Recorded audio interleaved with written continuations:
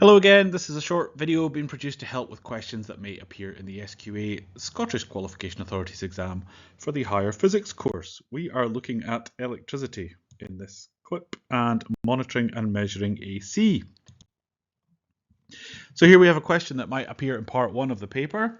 This waveform appears on the oscilloscope screen. Which image, because there will be 5 images in the answer, matches the following changes made to the equipment? 1. The frequency has been tripled. 2. The Y gain is doubled. 3. The time base is unchanged. And 4. The amplitude is unchanged. And then it gives us the 5 choices that we can choose from.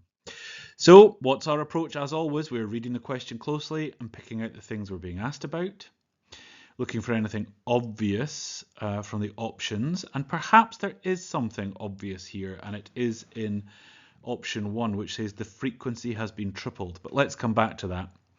Recall what part of the course this is from, so you can ignore other parts of the course and read the question again. If it's getting overly complicated in your head, just stop, scratch everything you've thought of, and just read the question again, give it another go.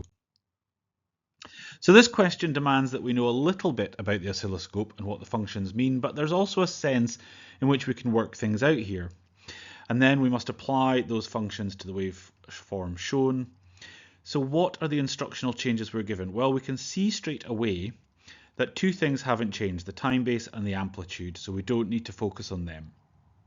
It says the frequency has tripled, and frequency means the frequency with which we see a wave pass some point every second.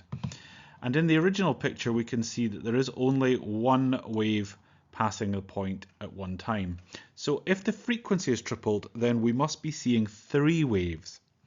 And in fact, that there is enough to answer this question, because there's only one option that has 3 waves in it, and we'll have a look at that in a minute.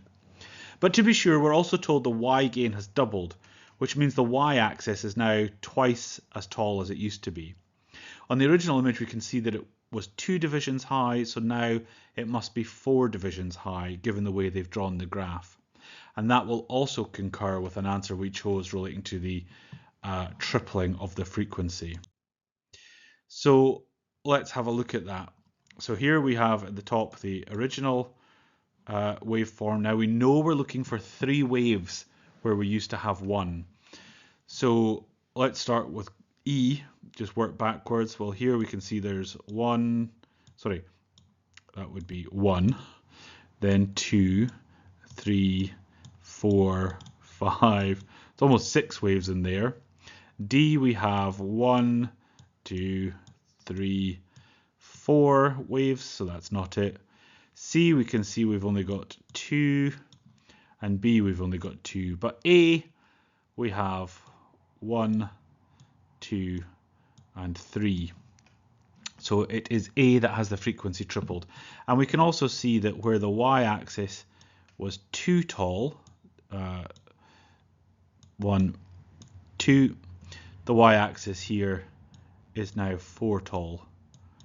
So A is in fact our correct answer. So key things to note here, we need to take time to think about what each of those actions does, the frequency, even the time base, all of those things. Think about what they do and see what effect they would have on the wave. Make sure we've read every action correctly so you don't lose your place.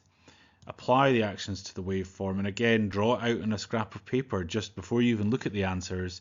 Take the first wave and make the changes as described and see if it matches anything. Here are 3 more questions, so pause the video and have a go at these. Answers on the High page and the website as always. Thank you very much for watching.